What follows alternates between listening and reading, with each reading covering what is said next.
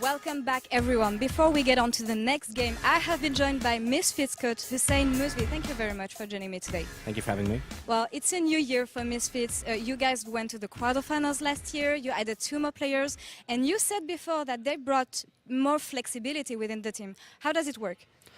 Basically, when we went into the off season, I was looking for 2 players that could communicate efficiently with everything that I wanted and who could play aggressively and defensively with a wide array of champion pools. And I'm really happy that we found that in both Senkix and Mickey. Well, you have 2 more players and you have also to train for a new format. How does it feel to coach a team for best of 1 this year? For me personally, it's like pretty challenging because I've only coached in best of 3s or best of 5s mostly. But it's a fun challenge because you really prepare for like just one match and try to come up with one strategy for what you think is best, and then the other team does the same, and it's like a clash of the 2 teams and like who brought a better plan for the day. And we've said it before, but Misfits played so well last year. Do you feel like there's some kind of pressure in the players coming to this year? I don't think we feel any extra pressure because even though we didn't have too much pressure from the community last year, we had a lot of pressure on ourselves, and we have the same amount of pressure this year to perform. So we've always put a lot of pressure on ourselves to perform to the best that we can, and we're doing the same thing for this year as well. Well, and we'll see about that in just a few minutes. Thank you very much for joining me, and good luck for your game. Thank you. We're going to send it back to the analyst desk with Medic and Videos. Thank you, Laura. I'm Aaron Medic Chamberlain, and joining me is Andrew Vedieste. How do you do, good sir? I am excellent, good sir. How the devil are you? Oh, I'm quite well, good sir. It's Wonderful, a wonderful. evening to be here in Berlin. Now let's take a look at Misfits' opponents H2K, because last week something magical happened. Their newly formed roster showed us just how good a team they can actually be. Comprising of 2 talented rookies and 3 veteran players, H2K have been widely slated to be around the bottom of the pack. However, their performance against Fnatic painted an entirely different picture.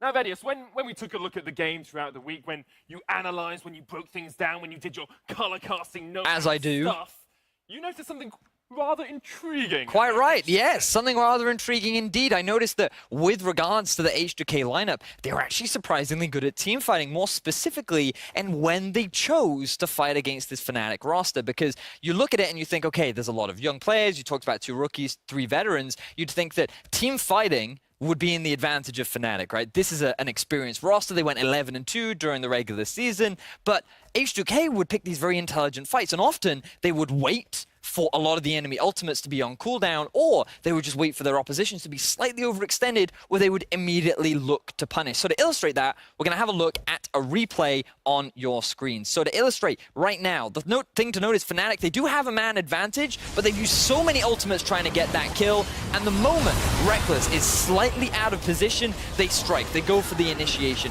Sheriff and Cadril diving onto the front line, not afraid to dive into the face of these veteran players, and it's just such confidence to see from these individuals. The fact that they're able to find all these successful fights. They did this multiple times throughout this game, and it was very impressive to watch. It was only one example there of something that they, as you say, they did time and time again throughout that game. They capitalized on these mistakes that Fnatic made. The key one being that first mistake Fnatic made as they went all the way to try and chase the Braum, and then H2K flanked them. We saw Sheriff and Cadril popping off, which was just incredible for 2 rookies on the stage.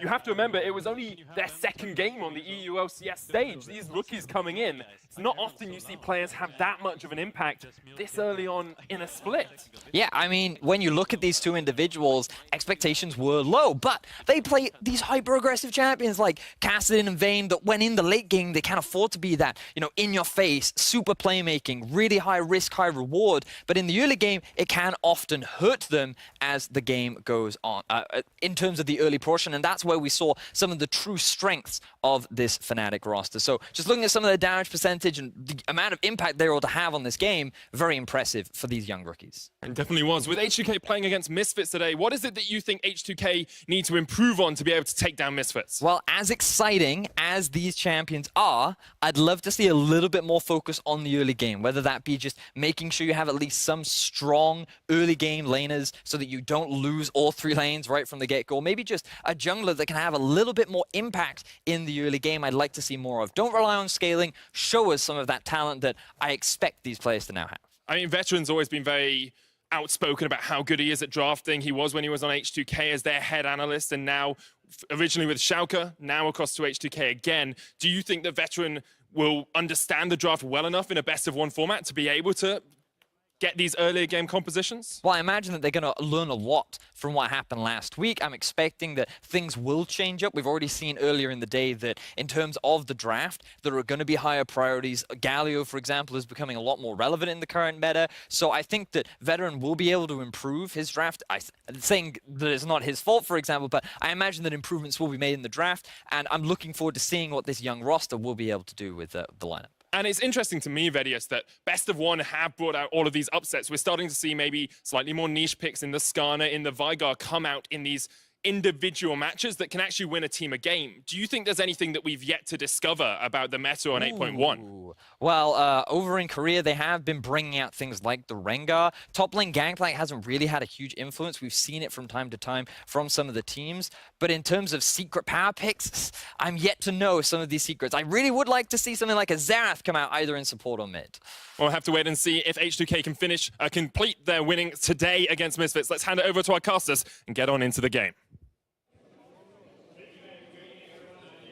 Joined by Martin DeFicio. Welcome, DeFicio, back to the casting desk. Thank you. That's it? That's all you got for me? You said welcome, I said thank you. Okay, perfect. Well, let's check out the teams on stage, starting on the blue side with Misfits Gaming. As we jump into this roster, top lane is going to be Alfari. Jungle is Max Moore. Mid lane, Senkux. AD carry Hansama. Support Mickey X and Coach Hussein Boozfi. Who is the jungler again? I called him Max Moore. Max Moore in the jungle. Max I Moore, like baby. It. Let's go. On the other side today, they are playing against H2K though.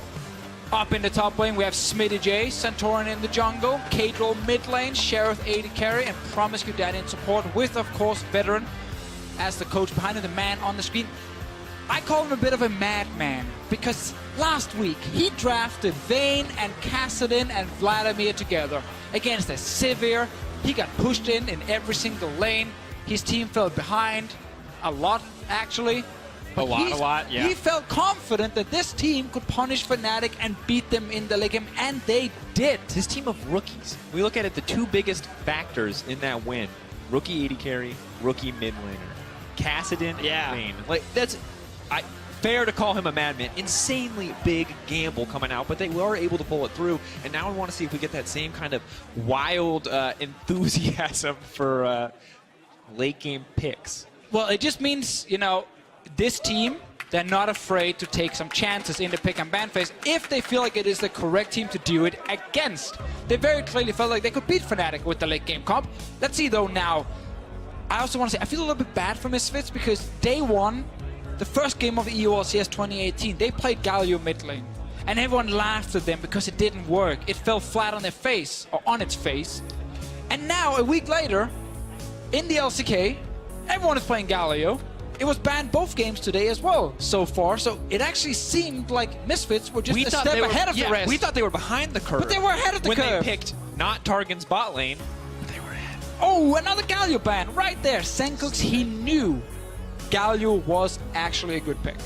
And it's such a pick that has been so successful for him, but now a lot of AD carries still left open, rather just one, as so many have been banned out. Kog'Maw gets taken, but the immediate Azir response, is this a trade that's actually worth it? Well, depends on what answer they have against the Azir. The Veigar, we saw Betsy play that earlier, a lot of success. Zoe was available in this one. Senkux happy to grab that one. Basically, Misfits Gaming came into this tournament, this season, and said, Xayah Rakan is still strong. Dorn's played AD carry for Xayah. That didn't work for them. Now they're playing super scaling bot lane here with Hansama and Mickey. It's not about winning lane anymore. It's about just getting into the late game. So that is a change. H2K though, also matching with a lot of good late game. A lot of scaling, as you already mentioned. Surprise, this meta is all late game. Yeah, late game all the time. We've got the classic melee support matchup right now. Tom Kench versus Braum coming through. Now, Zoe versus Azir feels like a pretty big focus point for both these teams, as it's one of the only mid lane matchups in the meta that I feel like anyone can actually win in the early to mid game. And one thing I'd like to see against Zoe is early game junglers. Because you could gank Zoe pretty easily, especially once you're at level 6 on Azir. Swoop in there, knock her back. She can't get out with her ulti. You can try and punish her there. Or you just need something for the late game that can block her damage. And there's a Braum already locked in on H2K side, kind of predicting that Zoe. So Braum can be the MVP pick to stop the Zoe poke from landing. But despite how important an early game jungler could be, no bans being targeted that way. Instead, top lane is the focus. Of course, it is Smitty J versus Alphari, two very strong players in their own right. Now we're finally seeing jungle bans come in the form of the Cousins. Yeah, still a lot of good jungle choices. Sejuani is not picked yet. Jarvan is not shown either. The Skana's been played 2 games in a row now here in the EU LCS. I'm actually surprised to see Sejuani fall this far down in the draft. I still think she is far and away the best jungle pick. Not my man Udyr. He's a little bit further down the tier list. Near where the Garen jungle is at. Near it, still I think healthily above the Garen jungle. Slightly. In the fact that he can actually clear it. But Jarvan will be the lock-in, so we are sticking to the meta picks. No Udyr this time around. I think we have to imagine that Sejuani is the most common response at this point. Misfits. Oh yeah, it would be Students of weird the if it meta. wasn't. Yeah, please. You gotta lock it in. Top lane as well. Gnar is something we've seen quite a lot. It is a little bit risky to blind pick him, but I still think if you are a good Gnar player, you can survive any matchup. And so far, now that we see the Misfits gaming comp locked in, what is your impression of their goals as they move through this game? Oh, it's a late game, baby. Oh, it's so much late game. They can play around topside early with an R, depending on what we get from Smitty J. I wonder if he wants to show us the Jace. Oh, actually, that's banned away, so he can't. He probably wanted to. Misfits. Misfits said no. Getting rid They're of not interested. But the Vladimir coming out, I like this pick going into top lane. I like it for, mid to late game. I think early on, Gnar can have a bit of pressure against him. Not necessarily where you shut him down in terms of farming, but you can at least trade really well against him, and you can play around topside here if you are Misfits, because Gnar will win the early skirmishes, which is something they can use, because bot lane, you're not really ganking that lane with the Tahm Kench. Now, one thing that Betty has talked about before we got into Champion Select here was that H2K might need to draft more early game, a little bit more early game priority. Do you think this comp accomplishes that? Because there are still three champions who do want a decent amount of time to scale up. I think there's a bit more early game here. I like the Jarvan pick, first of all, for Santorin. I also think Braum, Tristana, and the bot lane can play fairly aggressive, and they by no means have to just surrender the bot lane like a Vayne will need to do early on. So I think there's definitely more tools here for H2K, while still having great scaling. Overall, it's actually a very well-rounded composition on the H2K side.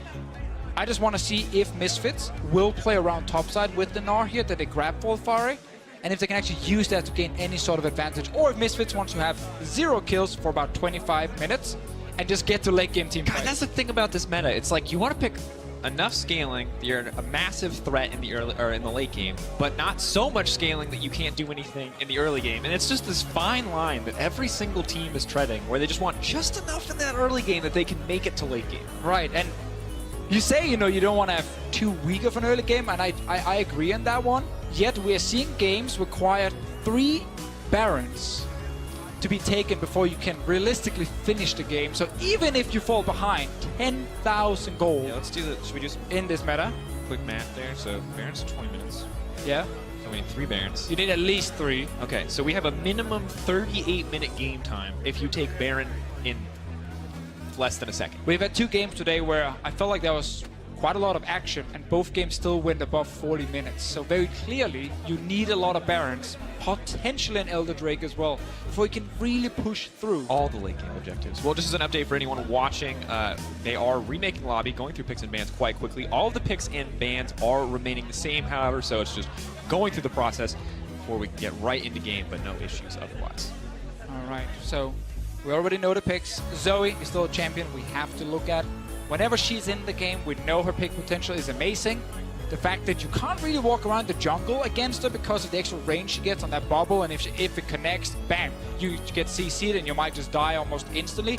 So she's another champion that kind of delays the game a little bit if she falls behind, because she is so difficult to play against. And one of these champions that feels so unique in what they do, I think not as far out as Aurelion Sol and how unique she is, but does make you play the game a little bit differently. You're no longer standing close to those walls. You're always a little bit nervous when it comes to that sleep. You always kind of have to give her that respect because of how much burst damage is just available in the Paddle Star alone. Second game now where H2K are fine giving away Zoe. They did the same thing against Fnatic, then they locked Kassadin against it. And it actually went okay for them. There were a few times where they got caught out. Like Smitty J got caught out twice actually, which cost them a bit in the mid to late game. But apart from that, they dealt with the Zoe pretty well. They need to do the same in this game here. I think with the Azir, they can do it.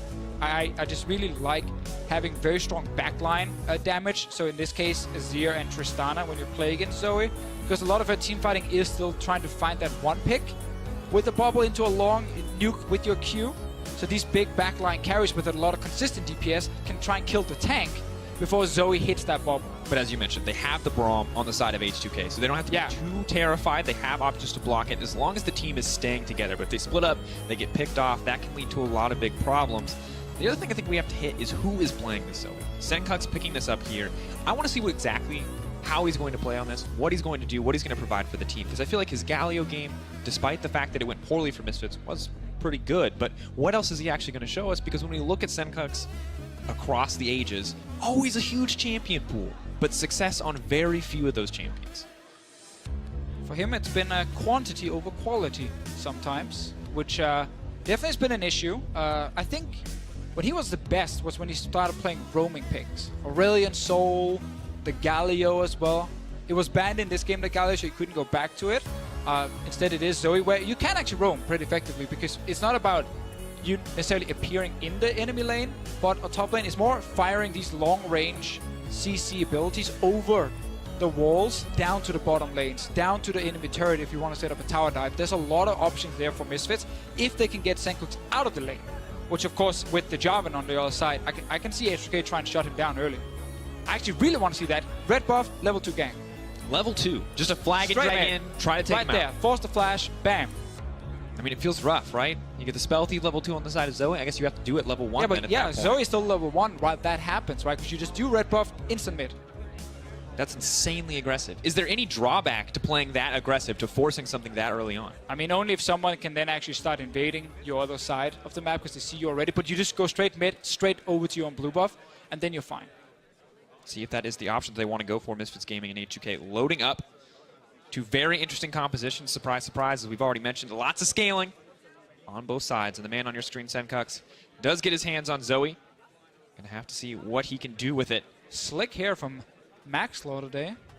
On fire. Santorin as well. I mean, that's the Santorin classic, though. Look at that. Look at that Danish chin.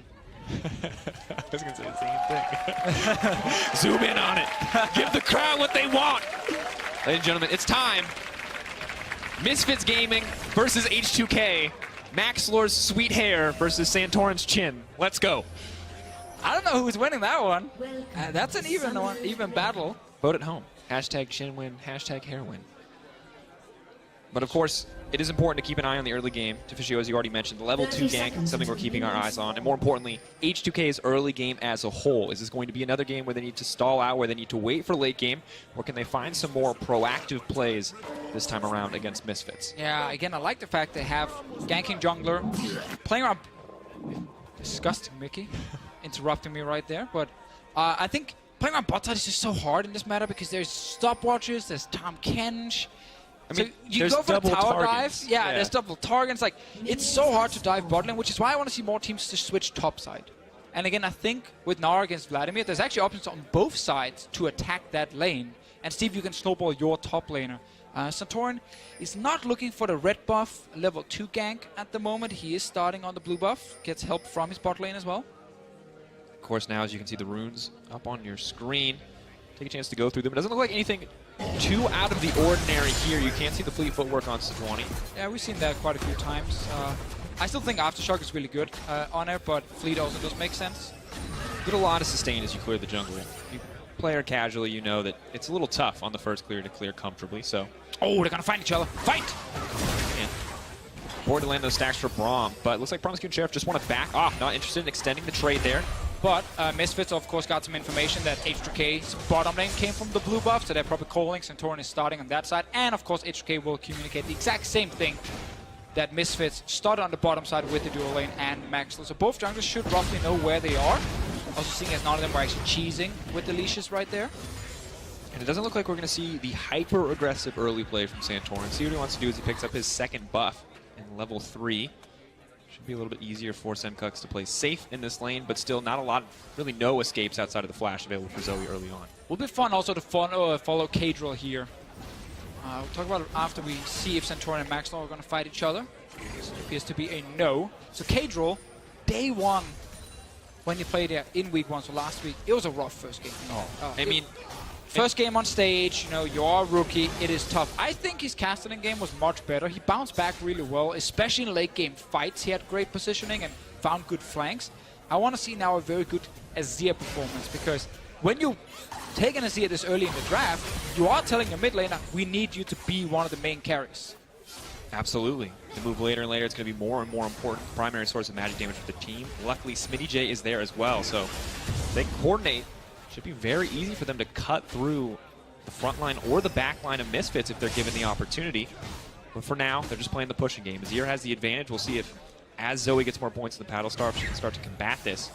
Or Senkux is just going to be locked into this tower for a little bit longer. Well, if you want to push the lane as as a Zoe, you got to start hitting the minions a little bit from the side with your Q, so you're actually connecting onto like 3 caster minions, shoot it out to one side, and then bounce it back in towards the minion wave. Otherwise, you only hit 1 or 2 each time, and then Azir with the soldiers will just perma push the lane over and over. So we got to see if the Senkux will do that later, try and actually push back.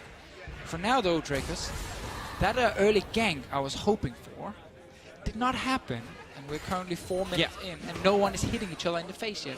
Well, as long as we're waiting for these champions to scale up, as long as we're looking for those early game plays, let's talk a little bit about Misfits, because this is an interesting team, right? We talked a lot about the roster swaps last week. I think we should bring it up again, because a lot of people, obviously, have a lot of things to say about PoE, but regardless of what you have to say, he was a huge part of Misfits' damage. And now without him here, we're seeing an interesting shift across the team in terms of who is actually bearing the damage burden on Misfits. Yeah, week 1 it was a lot more about the top lane. You can see 20% in 2017 to now 32% from Alfari, and the big reason for that was his Gangplank, one of the best Gangplank performances we've seen in Europe recently. With insane KDAs, he was part of almost all the kills and did so much of his team's damage. Smitty and Maxwell will find each other. Maxwell is on his way. I mean, of course, Alfari. 4 stacks. The stun is still going to be there as he comes out. Stopwatch is not available yet, but a lot of healing. But walking away was available, and he did. No fights other than that one. It's a tough situation to be in, because unfortunately Alfari in Maganar at that point.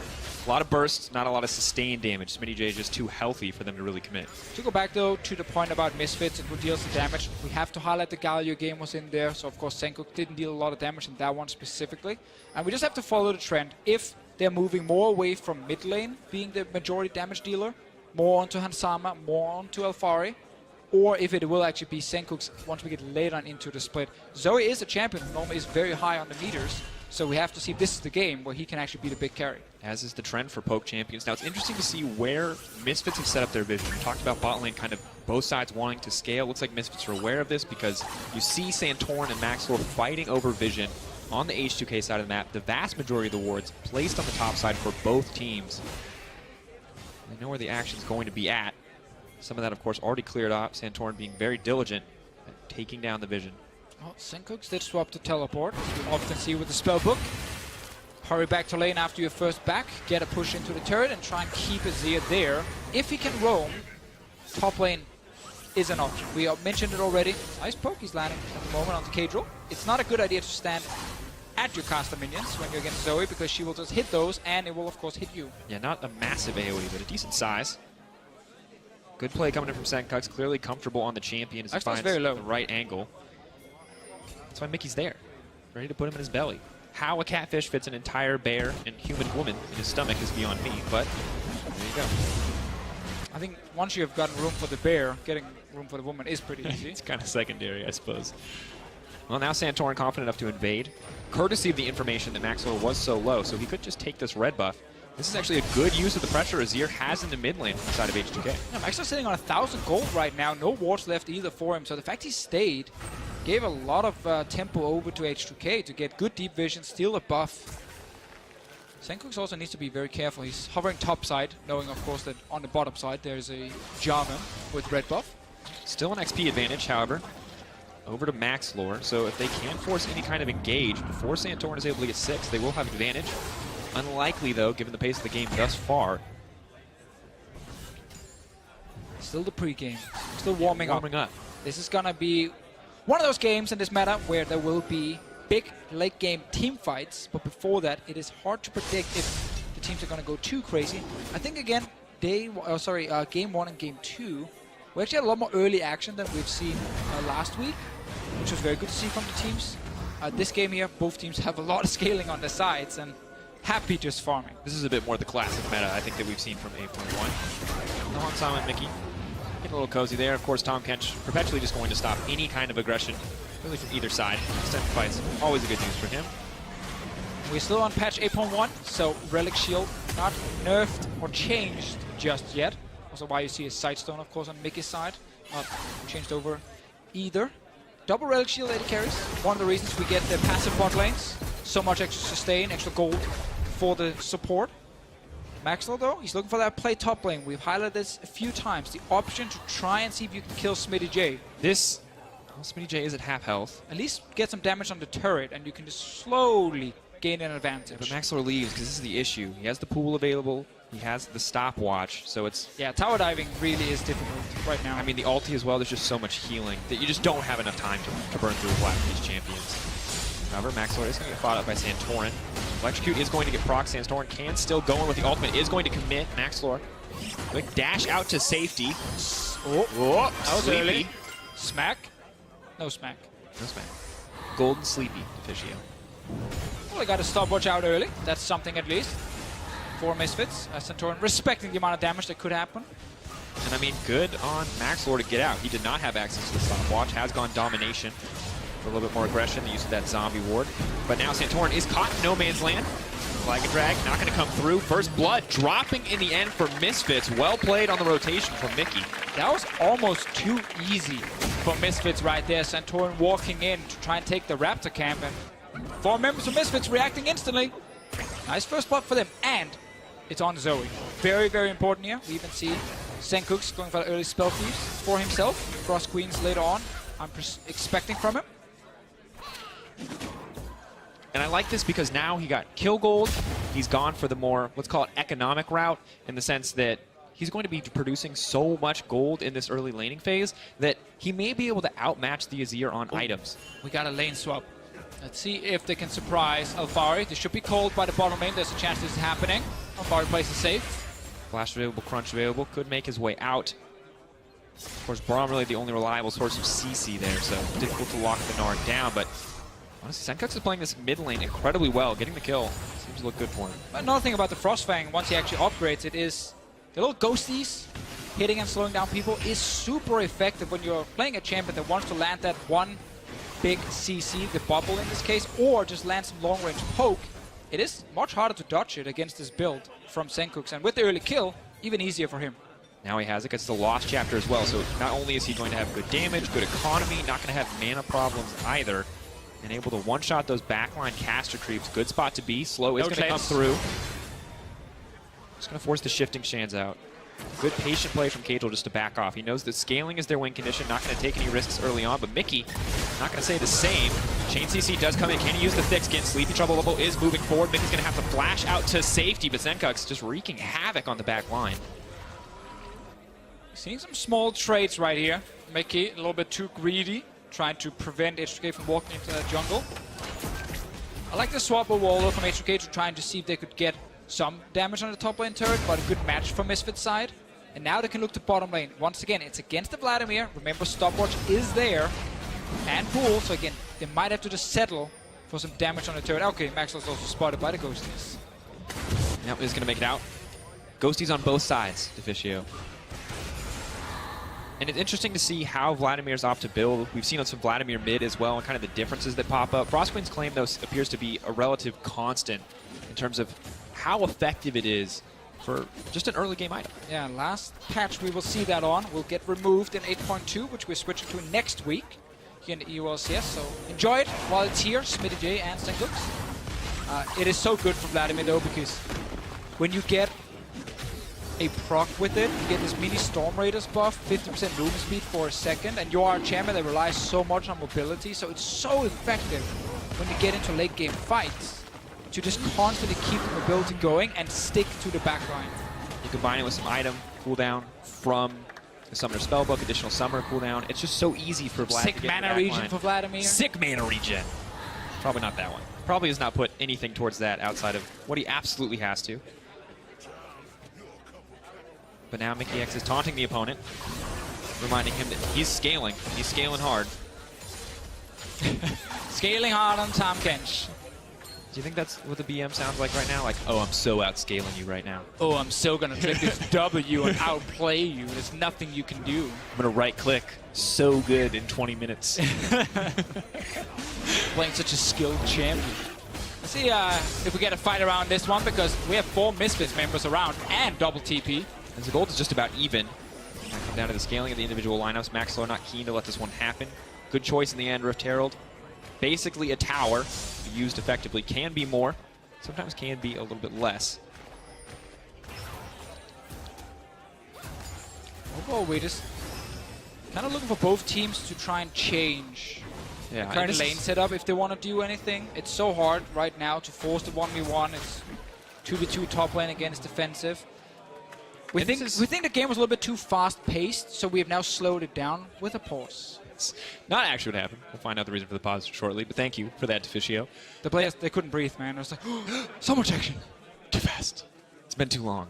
Now, Deficio, this is interesting because it does feel hard in any team situation in this kind of meta where you're building and scaling compositions to make something happen. But one thing we did see from Giants in earlier games is that they've been very proactive at lane swapping. Now, H2K tried something similar a little bit early on, but Misfits are so quick at matching it that it just doesn't feel like it's going to create an opening here for H2K like it did for Giants earlier today. That's why I want to see it from Misfits. They currently sit with 3 teleports because Mickey with Spellbook swapped to TP as well. They also have the Tahm Kench ulti to bring a friend with them, so they can move across the map much, much faster than H2K. If they push out top lane, recall with the Tahm Kench, and instantly ulti towards the bottom side, they're going to reach that lane before H2K will, and they can actually get some damage on a turret. They can maybe push it in and see if there's another objective like a blue buff they can grab. There are definitely ways for for Misfits here to utilize triple global in terms of teleports. Quad global with the Add on another one, yeah. Obviously, it's pseudo global. You can't use it at the same time, but still, it is there for Mickey to use, and it's something kind of puts it in their favor if they want to make a proactive play right now. And just as a heads up on the pause, we are just waiting for that PC restart. There were some FPS issues on the side of Alfari. Going to make sure that that gets taken care of. Is that the same PC as last game? What Omni had some issues with? I've got to take that PC out that backstage PC and was beat it up. replaced. Oh. You can take it back. Well, check out Medic's take over the Instagram story where you can see Deficio punching a computer in hopes that it'll fix the FPS issues. Hey, I almost fixed my phone by breaking it open. And using a blow dryer. Hey, so far, it worked for 1 minute, and then it died again. In your arms, actually. Your job was supposed to keep it alive for more than a minute while I was getting my PC. Your phone died in my hands. hands. Then the phone that was a died in traumatic your hands. experience. But luckily, you don't have to hear about that, folks, because we are getting back into game. So now it's time to talk a little bit more about League of Legends, a little bit more about Misfits versus H2K. A little bit more about farming as well, and Maxlaw's beautiful hair. Oh, no, that's Senkook's. You don't think his hair's beautiful, too? It's not as bad as... You're going to sell out your Danish brother hey, like that? Fine. He has fine hair. Maxlaw, next level. Next level. Oh. It's actually 5 globals, because Senkook's has 2 TPs at the moment, as he's spell thiefed 1. But none of them are getting used. I feel like Misfits might believe, and this could be wrong, but that they have the scaling advantage here, and they just want to use these TPs to stop H2K from doing anything, because they're not really making any proactive moves. And now, interestingly enough, they're giving up the Rift Herald, which feels like the first legitimate objective loss for Misfits. So that's why we highlight the Tristana and the Gnar. Sorry, I say the Gnar because immediately I see him jump Smitty J.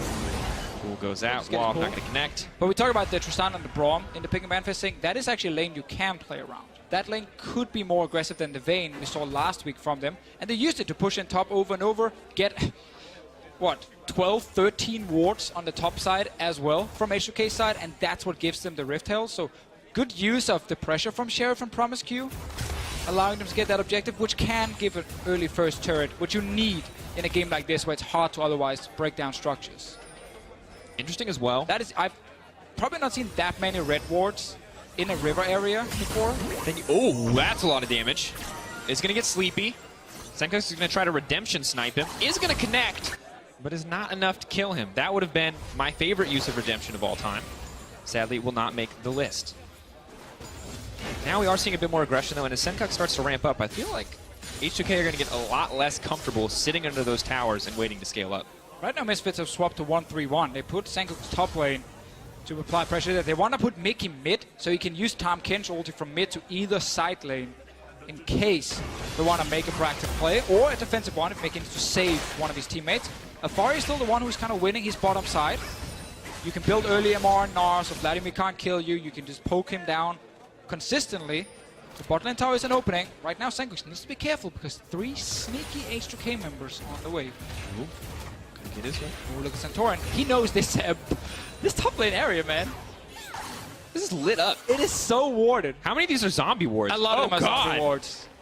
Guys, zombie ward, it's not OP. Don't think that for a second, okay? It's not strong. On live 8.2, we did now nerf it quite a bit in the early game, so do not listen to Dracos when he tries to tell you or hint towards you guys Said it's taking not it. OP.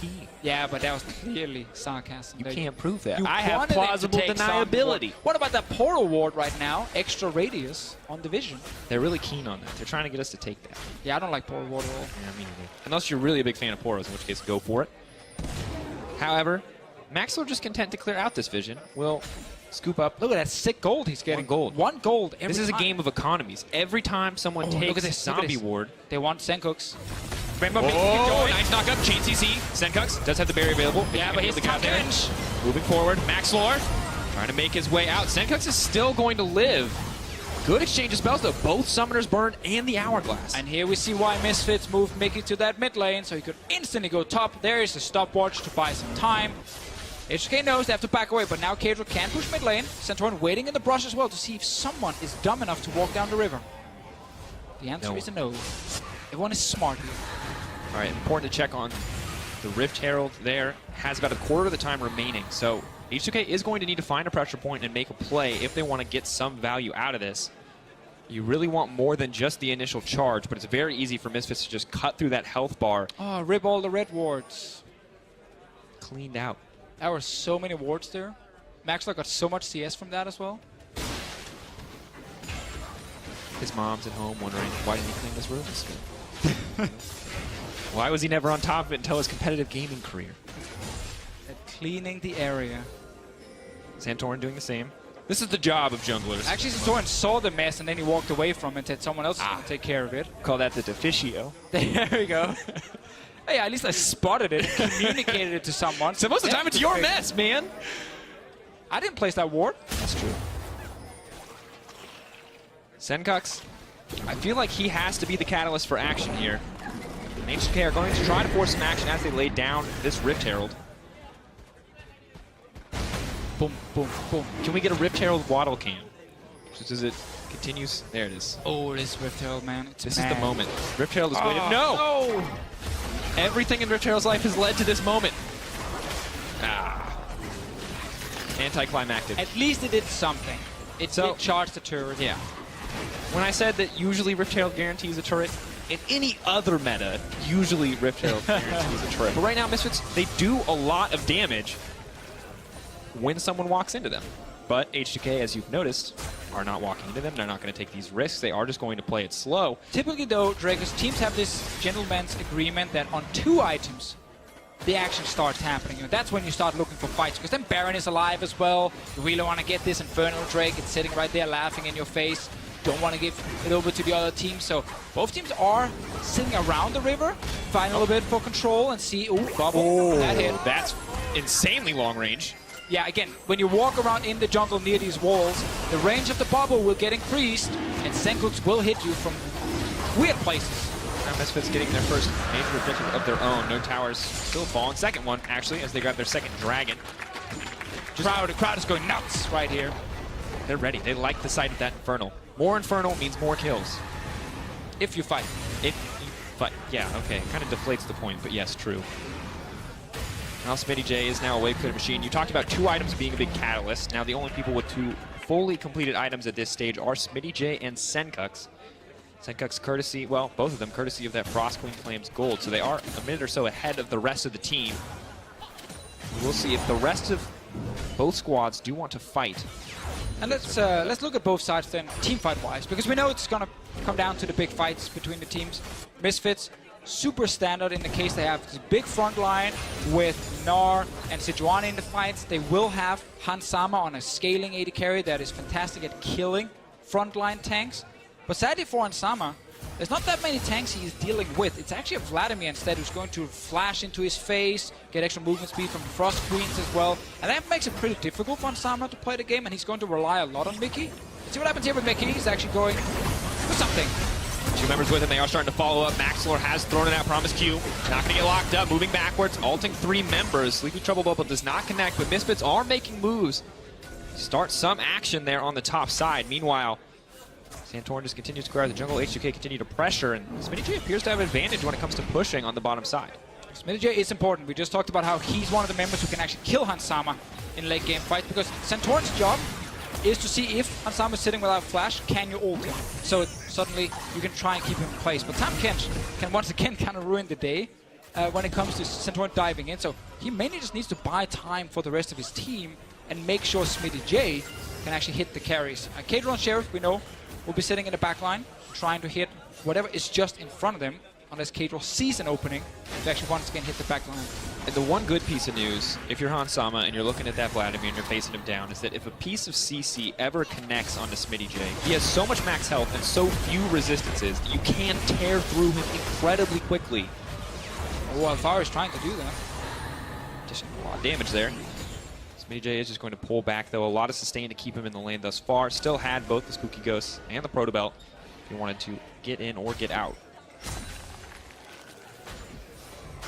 I like the purchase as well of the Wit's End coming in from Ansama's side. He knows there will be a lot of AP damage going towards him. And I wonder with the Senkus and the Zoe in fights, I still think she's pretty difficult to execute in big late game team fights, just because her mobility is so weak and so much about his landing this really long range poke. And it feels kind of Nidalee-esque, right? Back when Nidalee was like sit back, find a spear, maybe you leap in for a cleanup, but when you leap in and you commit, you're obviously incredibly vulnerable. Yeah, and when the enemy team actually runs with some engage and movement speed, they can often get onto you and force you then to like run away or use defensive summoners. And that's the thing when you look at H2K with Vladimir and Jarvan. That is actually enough to get to Senkuks, and Mickey can only save one at a time. So I think with H2K's lineup here, as long as SmittyJ and Santorin shows coordination at reaching Hansama Senkuks, they can kill one of these carries. And honestly, on the side of H2K, one of the big factors, that one hit. Thought, Sleepy Trouble Bubble. Not going to bother to follow up there. We'll use this as a chance to get down a bit of tower damage. It's hard not to... Ooh, Kadril. Wait, Tahm Kench? Sama deals a lot of damage. Yeah, definitely have to respect it. He's walking forward now. With Kadril back, maybe this is an opportunity for Misfits to grab their first tower. But Sheriff not scared whatsoever. Unfortunately, Hansama is just much stronger on 2 items than Sheriff is. Sheriff definitely still waiting for the rapid fire cannon for him. Senkuks should be able to get this top lane tower now, unless he backs away because multiple members are on the way. He might have to play it safe. And looks like he is, for now, considering at least killing the turret. Oh. See, that right there was a little bit of a caster tip. Really slow down the last word before you say if he's actually killing the turret or not. Oh, I see. And then so you can be like, yeah. he is considering walking away from the turret. And he did. I'm going to have to try it. Now I'm going to call it out next time I try it. And you're going to stick with me, right? You're going to guide me through this casting thing. It wasn't for you mainly, it was for you. Maybe going to hit the... No, okay. I tried. I'm sorry. Senkuks here, maybe looking for something. Yes, he's looking for the minions top. And I am so glad you didn't try to teach me when I first started casting. Senkuks will grab the tower. Second tower of the game. Misfits with a 2K gold lead. A lot of that due to the economy that they have built up. Now, yes. Fishio. Yes. See the dramatic pause there? That's my trick, as I think of what I was going to say. We're at a point where the support matchup is really exciting to me, because as much as people probably hate seeing Tahm Kench and Braum over and over again, there's 2 things to consider. Is that I feel like Tahm Kench's ability to devour, yes, it's great at stalling out aggression. It's an insanely powerful tool to deny kills. But a good Braum Unbreakable is so, so powerful. The ability to block auto attacks from a team composition that is a lot based around Kog'Maw damage and a lot based around a single paddle star from Zoe. I think that if Promiscu plays these late game fights incredibly well, that could actually give H2K a pretty big edge. And he played really well against Fnatic in the late game, so I can definitely see the same thing here. Spot lane tower needs to die soon. Alfari's been sitting and poking Smittergy on the third for a long time, and we have a fight! Board in the mid lane. Secret Trouble Bubble not going to connect. Maxwell is backing off, looking for a little bit more, but Senkux leaps in, leaps right back out, courtesy of the portal jump. Double TP, but one is going to get canceled. Oh, I thought he baited that one. He canceled just last second. Now he's going to look to grab the tower, but H2K are just going to grab one in return. Should be the 1-for-1 trade, but a lot of low health bars. Is either side going to look to follow up? H2K a little bit on the back foot, but do have priority control over the Baron pit. Yeah, too low, though, to actually go for the Baron at this point here. One hit from Senkux on the Zoe, and someone is dead on the side of H2K. For now, though, mid lane turret is now open for Misfits because H2K invested all their advantage mid to take the turret and then walk up towards the river. That means it's Misfits' time to try to siege on this. So far, best play of the game goes to Alfari on the TP bait. He has now started up the second Infernal Dragon. That's going to be 2 going over to the side of Misfits on top of the small gold lead that have been able to accrue as well. So while it does appear to be a very slow, very even game, trading back and forth, it's actually Misfits who are continuously grinding out an edge here. Trying to land another bubble. I think he hit that one. Yep, all the way up there. I think Santorin was hit by it. And this is the meta where we have the longest average game time. And we can maybe talk a little bit about why we have these really long games. A large part of it obviously comes down to very defensive options in the early game. We talk about Relic Shield, there's Stopwatch as well. These things allows these big tank supports to be played because with double Relic Shield it's hard to poke them out. They get a lot of extra sustain from it. You can't really tower dive them either because they have stopwatches. So it means a lot of teams can pick a lot of scaling because it's so hard to kill things in the early game due to these defensive tools. And then you get a draft where it's just safer to go for late game comps and comps with a lot of wave clear. And that means both teams are kind of sitting and saying, well, I want to scale, you want to scale, so let's not really fight each other too much early on. And then we get games like this one here with 1 kill at 28 minutes. And of course, it's often not worth the investment, right? If you're going to take a risk to start a fight that you're not 100% sure you can win. Because as you mentioned, there's so many strong defensive tools, and because you're both playing scaling, if you accidentally give one of these guys 2 kills early on, they become relevant so much faster. But Misfits, they're looking to make action happen 27 minutes in, are starting finally to pressure out this mid lane tower. Hansama, not scared, is taking that one down quite quickly. Another thing is also the difference between playing scrims and playing on stage for teams. In scrims, there is more kills, more action, so you can go for more aggressive champion. On stage, everyone plays a lot safer. So going for the early game comps like Misfits did week 1 against G2, it's hard to execute it. And the moment you fall behind then with an early game draft, you kind of lost the game because the late game comp will just beat you the remaining of the game here. Hansama is starting this Elder Drake, and by Elder Drake I mean Infernal Drake. What's the difference at this point? Baron, if you get looking at it, Considering it. yeah, not really. And H2K will not start the Baron. Great job, Drake, because you've learned already during the game. Have a good teacher. There you go. Crowd very excited for that. Thank you, crowd. Or because Infernal Drake was killed. Oh! Yeah, you're all laughing. You've been there in solo queue. Except in solo queue, you die in 1 shot. I always ban Zoe. Yeah. Every game. That's a mistake you only make once, right? Letting her through. I mean, and it's not even that you can't counter her. It's just the chance of someone messing up against. It's like when Zed is strong. I don't ban Zed because I don't think that I can't play against Zed. I ban Zed because I don't think someone else on my team can play against Zed, right? And if anyone... You're putting the blame on someone. No, but here's the deal. If anybody gives Zoe a kill, Zoe gets to kill everybody. If anybody gives Zed a kill, it's the same thing, right? You can't let champions like this snowball, and unfortunately in solo queue, you only play one champion, man. You don't get to control what the rest of your laners do. So even if you're beating her in mid lane, she leaves the lane, she picks up kills somewhere else, and now she can definitely beat you. It is true. I feel like, however, though, after every pick and ban phase, when I'm losing, I feel like there's another pick I should have banned instead, because that pick is just carrying against me. Like a Kha'Zix that pops off, or enemy Master Yi randomly just 20-0. To summarize, Deficio and I are bad at League of Legends. It has definitely gone downhill since the early years of Naughty playing League of days. Legends. Once again, good sleepy trouble bubble. Still very difficult to follow up, though. Misfits continuing to wage this war in the middle lane. We've hit this mid-game stride that we so often see. And good that we have time to explain it, Again, folks. A little bit too much actions, so we're going to slow it down. If it's Alfaro's PC again, I'm going on that stage and I'm beating that PC up. Hold me back, Dragons. If it is the PC. We'll find out, Fishio. I don't want... It is the PC, isn't it? It is the PC. Hold me back. Martin, Hold no! me back. I'm going on that stage. Don't! You can't! It doesn't know any better.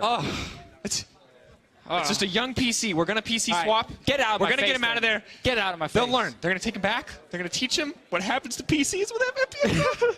They're so cruel. I want to see that PC get removed from the stage. I want to see it on camera. There's a new PC. That's a new one. Yeah, there we go. Get rid of the Get other him one. out of here. We want to see the PC get taken off stage. Slowly. The game, though, 30 minutes.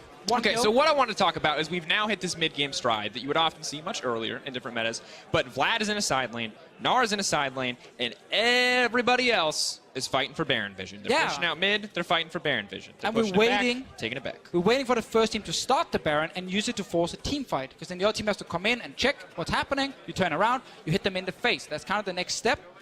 So far, though, both teams have been happy just trying to push down these outer turrets, which have fallen very slowly in this game. All right, we are at 29 minutes, about 30 now, 29:58 as we are paused in game. And Hikyu did say that this is a 3 Baron meta. So He did? according to the Hikyu rule, as we're now going to call it, we are 18 minutes out, so 48 minutes expected time if each Baron dies immediately.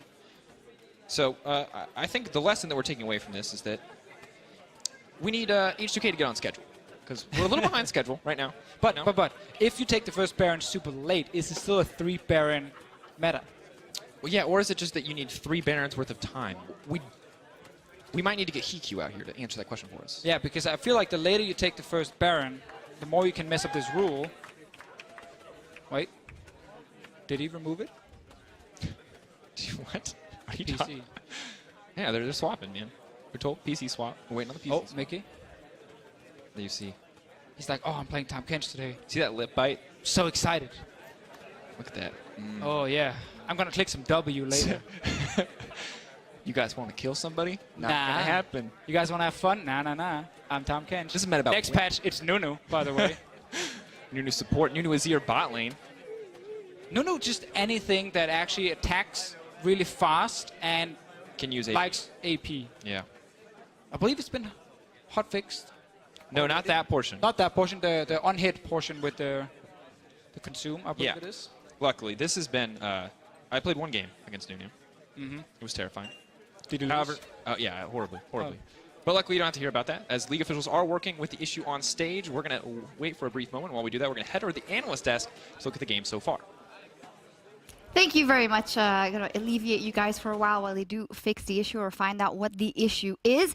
Unfortunately, not too many kills, not too crazy games. We had a couple of crazy games coming into the day, so let's take a look at that first and only blood so far and see, well, how that happened. It's going to be on your screen in just a second. A bit unfortunate it's a slower game than the ones we've seen, but at least there was a bit of action. Yeah, so we can see here Santorin going for a bit of an invade. He thinks that he's fine to go for this kind of jungle kind of map movement, because when you look at the vision on the minimap, you can see that the H2K have full control over the enemy side of the jungle. They recognize that, look, we should have push in mid, we should have push in bot. There's no reason why this isn't safe. He doesn't respect the possibility of a Tom Kench ult suddenly appearing up to the top side. Various, that is a great analysis we love you for, and that's just why we wanted to check in. I do hear that the players are ready again. Fantastic, so casters, take it back from us. Take it back. Thanks, Jocks. And Vedius. We're glad to be back. And Vedius. I'm not going to forget you, because my next point, Vedius, is actually about something that you said earlier. Hi, everybody. Thank you. One thing that he brought up in the Fnatic game, and the key to H2K's success, I think we can safely say, outside of the composition that they were able to build themselves, is the fact that they actually picked very good fights. Now, the question for me, Martin, is do you see some opportunities to pick good fights? Are H2K at the point where they can start trying to force fights against Misfits? Well, once you have the Baron control, you can start it there. Starting the Baron, we might get our first team fight. Forward. Zenkux, one kill so far. Paddlestar going in. It's going to be a lot of burst damage. Oh, hiding behind them, fighting! Moving in. Jarvan Cataclysm coming forward. The rest of the team is backing off into the middle of the pit. They want to burn this down, but Maxlore is there. Misfits looking to turn this back. Who's actually going to get the Baron? Promise Q is still alive. Sheriff untouched. Mini J has gone golden in the backside, but will get taken down. Misfits are cleaning house. They get the Baron too. Signed, sealed, delivered. H2K. Oh, God, it's all just falling apart. Misfits with the clean ace. H2K had 5 minutes to think about that one. They were not happy. They're going to ask to replay the last minute here. Before the pause, they were like, ah, yes, we know exactly what to do. Go Baron. Every single player was sitting on stage and thinking, okay, this is how I will be the hero of this Baron play. We're going to start it. Some of us are going to turn for some reason. Some of us are not going to turn and stay behind the Baron. And so it's going to deal more damage to us. It feels like it could have been the right play. I feel like H2K... Yeah, all 5 need to turn. Because see, for Misfits, it's easy. Guys, get in the pit. For H2K, it's a little bit harder. Do we get into the pit? Do we get out of the pit? What is the choice? Misfits have one choice, executed on it beautifully. Get the Baron. Yeah, get the ace. 6-0. Suddenly a massive goal lead in their favor. 58K to 51.3. It appears that Alfari is once again unhappy with his PC. This is unfair. To all the Alfari just wanted his volume adjusted. I was about to make a giant rant about how computers hate Alfari. Sorry, computers, that's not fair to you. Oh, it's the volume. Volume adjusted, yeah. Wait, so he did this without hearing anything? They just killed 5 for 0? What's going to happen when he can hear them? He's like Daredevil. He takes 1 sense away, the rest just gets strong. That was a very good fight for Misfits. I'm sure the moment we get back into this game, we will replay that fight. H2K, after spending 5 minutes to figure out how to go for Baron, they went for it. They might also just be like taking inhibitors when we come in. So I think we might wait on the replay. Okay, fine, but we will get the replay at some point. I will promise you guys that. It's a commitment from Deficio. My commitment is that we're going to get back into the game right now. Hey, we're back in the game. And guys, all right, they have a Baron, the first of 3. Hey, yeah. That's the replay. Okay, so H2K, everyone needs to go out of this Baron pit together to take the fight or jump over the wall. Santorin is the only one who gets the message of going outside of the Baron to then flash back into the Baron. And now you're stuck in the Baron pit, taking damage from everything and the Baron itself. That was a really strange call from H2K, not going for Baron at first, but actually then how they turned. Only one. Wait, Misfits! They're trying to win the game! No, this is way ahead of schedule. You're not allowed to do this. 3 Barons! You've at least 12 more minutes. Wait, can they actually kill the Nexus? Oh, they are moving in, though. Nexus? They are looking for a little bit more. Misfits, breaking all the rules. 31-minute game time. What is this? Was it the fastest game in Europe? Alfari just needed a new PC, and he wins the game.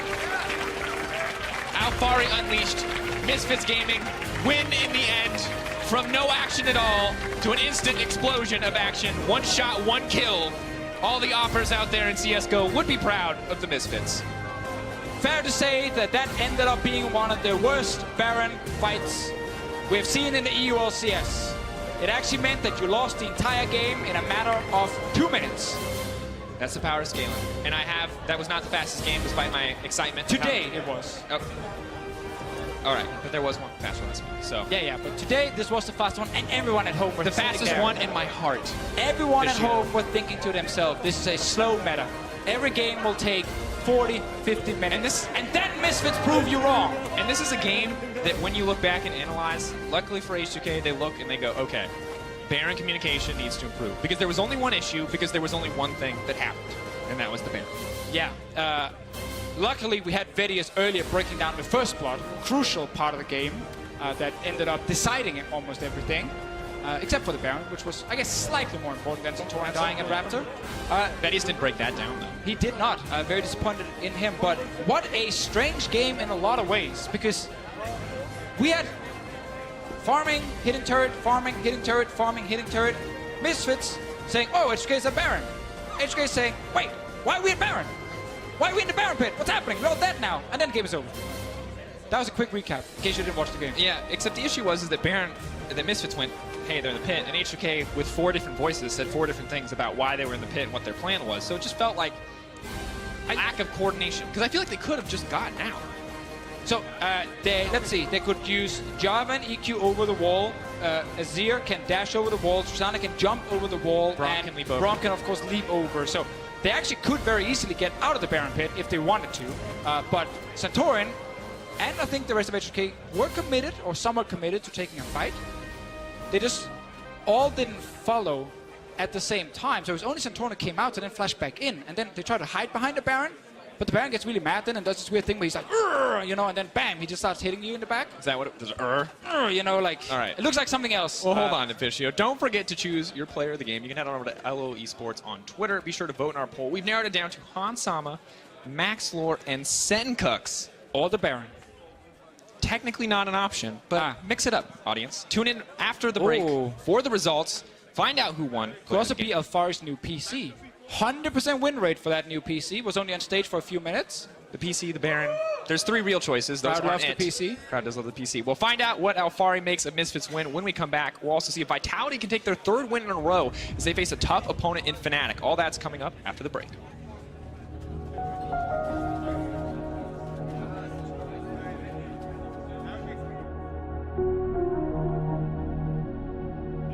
Give the crowd what they want. A little bit more aggression, using that zombie ward.